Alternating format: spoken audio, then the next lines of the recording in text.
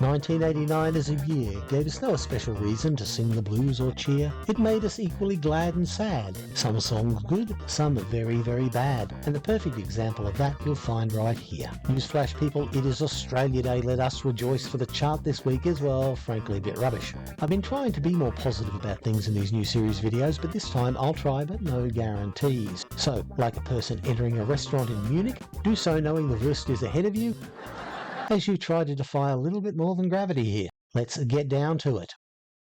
Beginning this episode with the segment which is currently hunkering down in the face of a cyclone, hello and goodbye. Leaving the charts this week is Put a Little Love in Your Heart from Al Green and Annie Lennox, falling from its high of 6 to 11. Despite sounding what I would charitably describe as being very 1989, it was wonderful to hear Al Green on the charts again. Another, by the way, song written by the great Jackie DeShannon. Accompanying it is a former 6-week #1, Bobby McFerrin's Don't Worry, Be Happy, dropping from 7 to 14 after 11 weeks in the top 10. Being welcomed in their place are a re-entering Transvision vamp. There are no fewer than 4 records on the chart this week that left and re-entered the top 10 at one point or another, who come back for a final of 9 weeks in the top 10. The other newcomer is the always elegant Robert Palmer and the follower to his super hit Simply Irresistible, She Makes My Day, up from 16 to the first of its 2 weeks at number 9. Biggest hit departing this week was Touch by Aussie legends Noiseworks, which despite a very successful album only made number 19 as lead single. Biggest hit entering was Tucker's Daughter, another Aussie classic from cold chisel guitarist Ian Moss, which was a big hit for him and went all the way to number 2. And the next #1 is I Befriended an English Mum by the Vampire Colours, certainly one of the most serendipitous arrangements of letters that we have come across so far.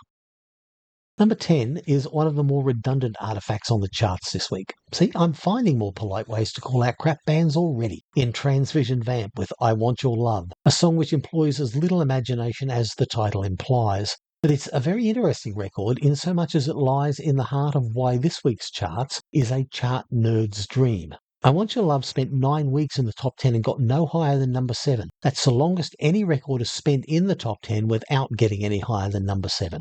And amazingly, it's one of 3 records on this chart this week that hold the same record for their respective highest position. Of course, a record this mundane, the real mystery is how it managed 9 weeks in the top 10, or how they managed an even bigger hit 6 months later. 9, as intimated, is Robert Palmer with his thoughtful and stylish She Makes My Day. A really well-crafted and arranged song. This was as good as it got from SMMD, which is a pity because it's one of the better songs and more classically timeless-sounding records on the chart this week. Some may say this is an underwhelming return following a 5-week #1, but it did showcase Palmer's versatility and good taste as a vocalist. At 8 this week is The Only Way Is Up by Yaz, in the last of its epic 14 weeks in the top 10. Of all the records that have spent 14 weeks or more in the top 10, though, only one, Brendan Bowyer's Freak 1965 hit The Hucklebuck, has accumulated the lowest score on my ranking algorithm. A perfectly acceptable dose of the coming house music craze, the B-side is actually called Bad House Music. This got as high as number 2 and accordingly becomes not only the longest running top 10 hit to get as high as number 2, but by some distance, and I'm not quite as confident in this one, the longest charting top 40 record at 24 weeks that never got to number 1. 7th in the precedence of things this week are the Proclaimers with I'm Gonna Be 500 Miles, written, and so they say, while waiting for a bus to take a group of Hibernian FC supporters to a game in Aberdeen, even though that's only a 250-mile round trip. This was a huge hit, a 5-week #1 in fact. However, I find the record a little bland and facile. But there's a whole bunch of late 30 or early 40-somethings now, born in the wake of punk rock, for whom this song is a waypoint of adolescence. At 6, we have another record that I find a bit tedious and pointless, Menless Anything's cover of rock and roll music. I know that the song was cut for a hit movie and that every band has an inalienable right to a payday, but I think this just illustrates that we, as a just and responsible community of top 40 curators, should have given Menless Anything that payday for some of their great work in the late 70s, early 80s, rather than for this banal effort. This record is symptomatic of what we'll call Greedy's years, where keyboardist Greedy Smith became the dominant personality in the group after writing the huge hit Live It Up in 1985, and the band became less quirky and more predictable. It's good to reflect that after many years in the wilderness, the group finally realised that quirky was what they did best and eventually went back to celebrating that. It has to be said that Greedy Smith, so named because he once ate 15 pieces of Kentucky Fried Chicken on stage at a gig, which was the band's payment for the gig, was a legendarily nice guy and was universally beloved, and it was a horrid shock when he suddenly passed away in 2019. One final piece of Menless Anything trivia. Adjusting for the time difference, Menless Anything were actually the first band to appear on Live Aid, opening up the Oz for Africa concert headlined by In Excess.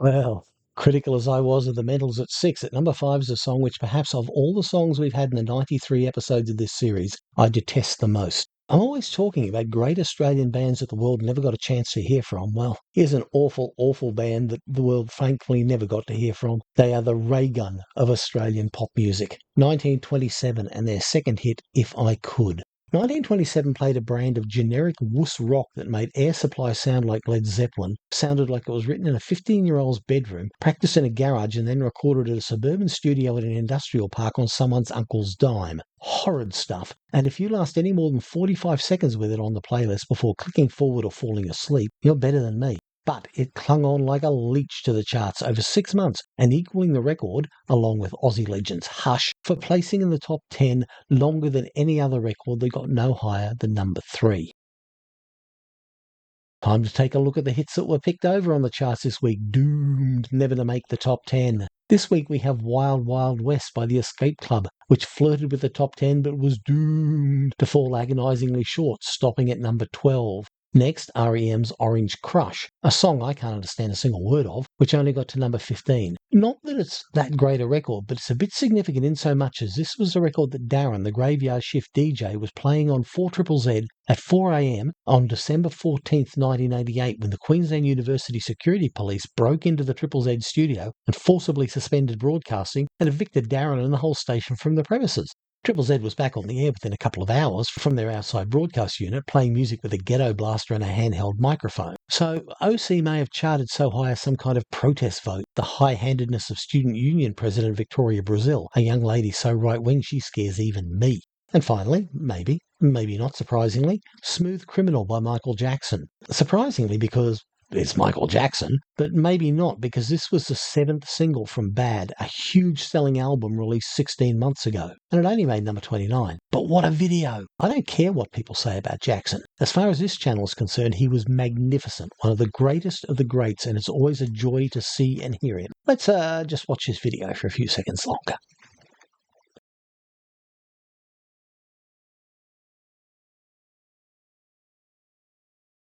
As far as I'm concerned, it's more terribleness when the group the world needed less than any other group before, the Travelling Wilburys, check in with Handle with Care. Whilst there is a massive plus to the song insofar as Roy Orbison's glorious voice dominates, which is always welcome, there's just a sense that this and the rest of the band's output is just a bunch of guys who've written and sung much better songs, showing the results of 15 minutes work. George Harrison trotting out his line cliche chord pattern for the umpteenth time in his career. In a lot of ways, it typifies this week's top 10 in radio in general. Everything ground down to some bland, dusty pabulum designed to fit into however many slots an our nationwide radio networks deem to require. It's top 3 time, and at 3, I'm not sure if it got better or worse, as Womack and Womack spend a second week there with Teardrops, a song with no discernible melody, a beat that's little more than a persistent thump, and no singular aspect to the performance that in any way compels you to remember it the minute it stops playing, although it must be said the lead vocal is strong if only you can hear more of it. I guess it's an early example of the new phenomenon of the club hit, the record that has no translation outside the context of the environment in which it's designed to be heard. Some interesting trivia. Cecil Womack was a member of the Valentinos, who had the original hit with It's All Over Now, a Rolling Stones staple, and Linda Womack was the daughter of the legendary, the great Sam Cooke. Aussie Gold. At number 2, ostensibly the pretender to the crown, but equally on 14.7% of occasions the best it gets, we have a member of the latter unfortunate club. It's the duet we all wanted but didn't deserve, Especially for You, which pitted the preternatural loveliness and growing vocal confidence of Kylie Minogue with the in all ways less impressive Jason Donovan. This actually debuted at number 2 and has stuck there for the last month. Kylie was the queen of the top 5 debut with 21 so far in her career, including 6 at number 1. Her Got to Be Certain is only one of 2 number 1 debuts that we'll see in this series. The drums tend to be way too intrusive, but at least they aren't the patented 80s gated snares, and I always found the video made me laugh, Kylie wrapping her arms around Jason Donovan's neck, Kylie being at least 9 inches shorter than JD. What makes this record memorable is that after 2 years of solid hits, we're finally seeing Kylie move away from the little boganic princess with the nasally voice into being a mature pop singer. And look at her now.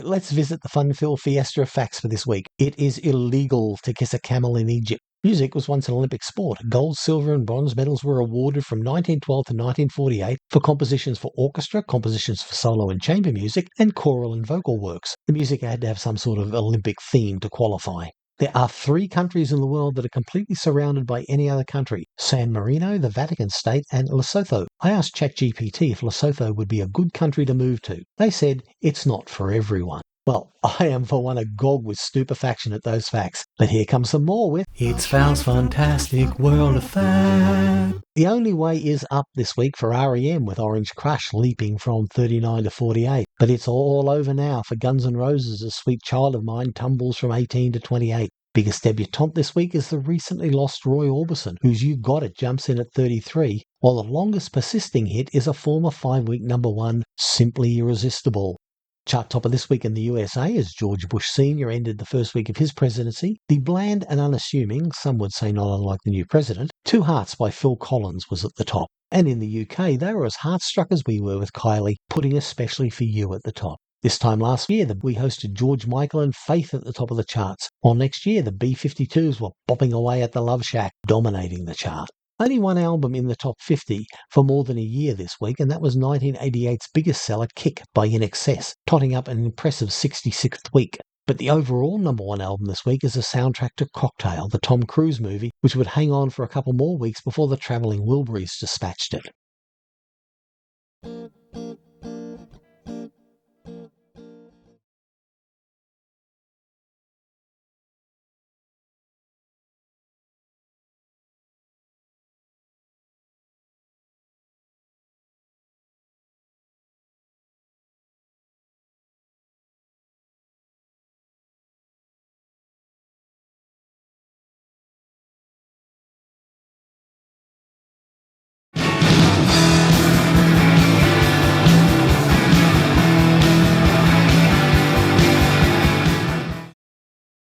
It's cold and shadows disappear toward the light. As ghosts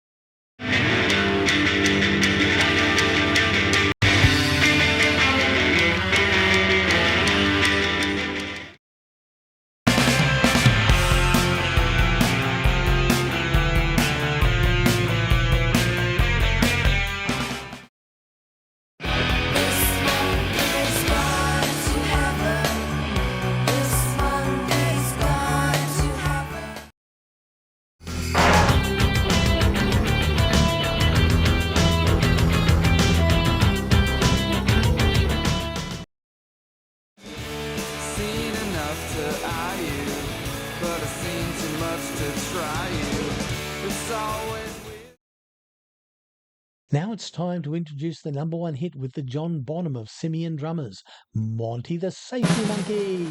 Go, we go.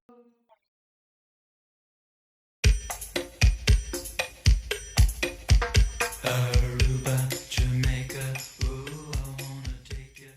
There is no band that has built a richer legacy yet managed to tear it down more utterly than the Beach Boys. The band has had 4 US number one singles, the essential summer party songs in I Get Around and Help Me Rhonda. They're brilliantly designed and executed, one of the most brilliantly designed and executed pop singles ever in Good Vibrations, and 1989's Kokomo. Spot the odd one out amongst those 4. Clearly riding the coattails of whatever vicarious popularity it could garner from being associated with the Tom Cruise vehicle, the boys, now a grotesque parody of their once vital and wondrous selves, slug through an overly sweetened confection which is an ode to a place which doesn't actually exist. The enticing island of Kokomo is the product of songwriters John Phillips, drug-crazed maniac from the Mamas and the Papas, and Scott McKenzie, if you're going to San Francisco, make sure you wear some flowers in your hair, imagination. Mike Love, who never met an unearned royalty check he didn't like, shoehorned himself a writer's credit for working in a litany of Caribbean point names, including Port-au-Prince, of which the person with even the most basic knowledge of geopolitics most certainly does not want to catch a glimpse. And the whole mucky mush went out in advance of the movie, where it sat rightfully ignored for a few months before taking off with the film. Brian Wilson played no part whatsoever in this piece of crap. One Ry Cooder played guitar on it. Ry Cooder.